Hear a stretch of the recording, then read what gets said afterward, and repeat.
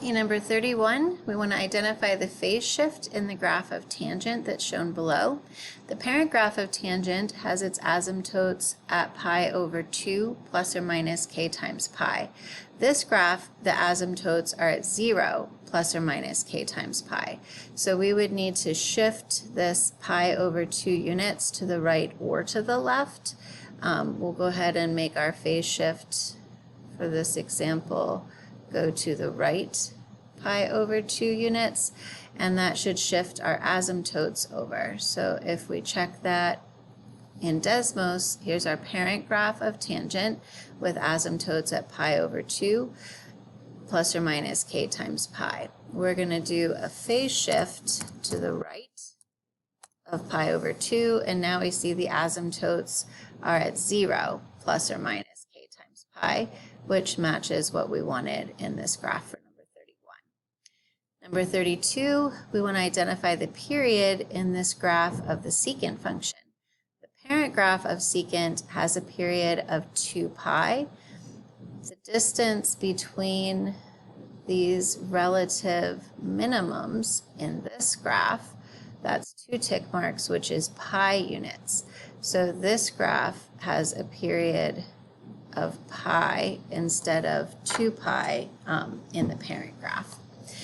In 33, we want to write a cosine equation for the graph that's shown, and there's no criteria given here to narrow it down. It doesn't say to assume a reflection or assume a certain phase shift, so there's more than one answer to number 33.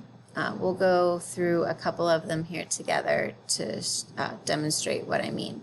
So the parent graph of cosine, if we go back here to Desmos,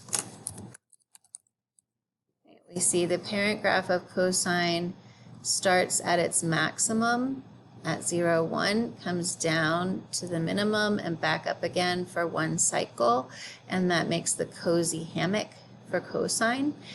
Okay, this graph is starting at its minimum, going up to its maximum, and back down to its minimum.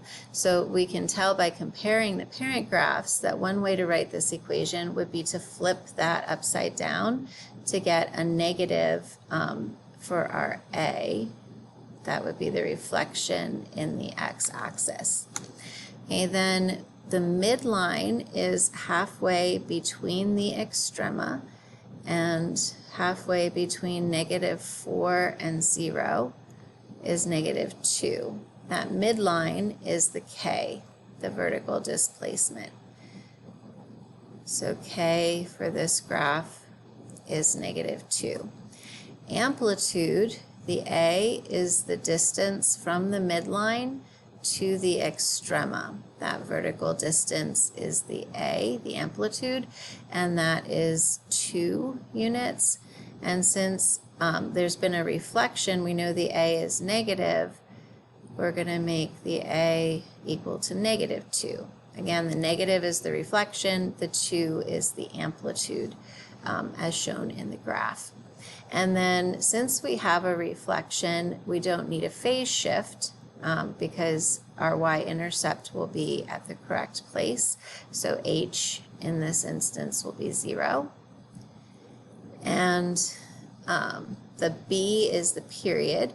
The period of the parent graph is 2 pi, and we see our horizontal distance between extrema is 2 pi. So the b is 1 because the period didn't change. So one way we could write this equation would be -2 cosine of x minus 2. So if we put that into Desmos, -2 in for the A, and then, -2 for our displacement, and there's our graph. And we can see it's got the y-intercept at -4, it's got the 0 at pi that we needed, right? Here's our y-intercept at -4 and our 0 at pi.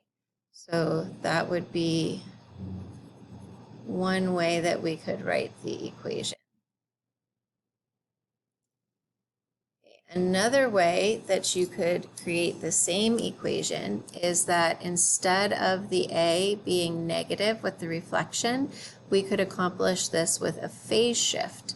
So if we go into Desmos, y equals a positive 2 cosine of x minus 2. This would be the graph without a reflection.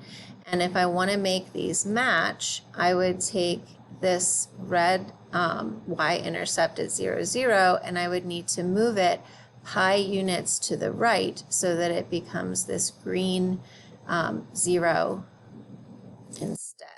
So I'm going to phase shift by subtracting pi, and now I can see that my two graphs coincide.